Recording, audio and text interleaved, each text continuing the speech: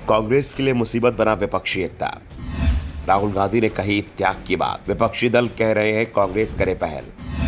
कांग्रेस अब विपक्षी एकता के नाम पर दिख रही है कंफ्यूज। 3 महीने पहले तक कांग्रेस विपक्षी एकता की बात कर रही थी। नीतीश कुमार से विपक्षी एकता के लिए आगे बढ़ने को कहा गया था। कांग्रेस से संकेत मिला तो नीतीश कुमार ने काम शुरू कर दिया। 2 महीने कड़ी मशक्कत के साथ नीतीश ने उन दलों से भी तार जोड़ लिए जो कांग्रेस का नाम सुनते ही विपक्षी मोर्चे से भाग खड़े होते थे।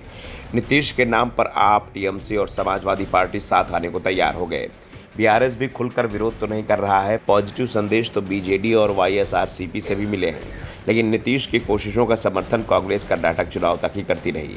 जैसे ही कर्नाटक चुनाव का परिणाम सामने आए, सभी समीकरण बदल गए। अब कांग्रेस के लिए विपक्षी एकता मुसीबत बनती दिखाई दे रही है। इसलिए विपक्षी दलों की बैठक से पहले कन्नी काटने की कोशिश भी की गई। मल्लिकार्जुन खड़गे की व्यस्तता और राहुल के देश से बाहर होने की बात कही गई। कहा गया कि एक सीएम विपक्ष की बैठक में भाग लेगा, लेकिन नीतीश कुमार ने 12 जून की बैठक ये कहते हुए स्थगित कर दी, जब कांग्रेस नेताओं के पास समय होगा तब बैठक रख लेंगे, लेकिन आएंगे तो कांग्रेस चीफ ही।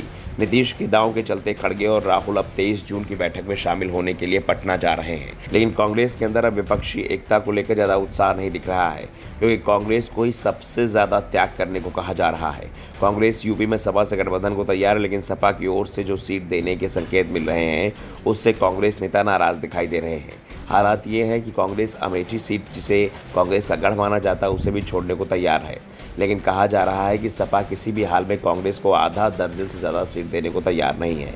अखिलेश का दावा है कि कांग्रेस के पास यूपी में कोई वोट नहीं है, ऐसा वोट नहीं है जो ट्रांसफ़र हो सके, इसलिए कांग्रेस के लिए सीट छोड़ने से सपा को कोई फ़ायदा नहीं होगा। जो भी फ़ायदा होगा वो कांग्रेस का होगा। यही हाल पश्चिम बंगाल का है, जहां टीएमसी सत्ता में है। बिहार में तो अब कांग्रेस को 4 सीट मिलना भी मुश्किल दिख रहा है।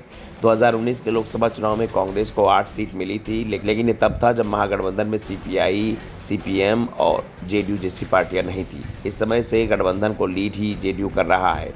इन सब के बीच पीएम पद पर भी पेच फंसा हुआ है। कांग्रेस का एक तबका राहुल गांधी को विपक्ष का चेहरा बनाने की मुहिम में जुटा है, जबकि जेडीयू ने चुनाव बाद नेता चुने जाने की वकालत की है। जेडीयू के राष्ट्रीय अध्यक्ष ललन सिंह ने कहा कि चुनाव के बाद सभी विपक्षी दल पीएम पद के लिए नेता भी चुन लेंगे।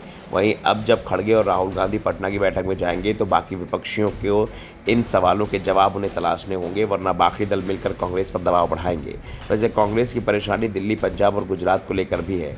दिल्ली और पंजाब में आपकी सरकार है और दोनों ही जगह कांग्रेस नेताओं ने आपसे चुनावी गठबंधन से इनकार किया है।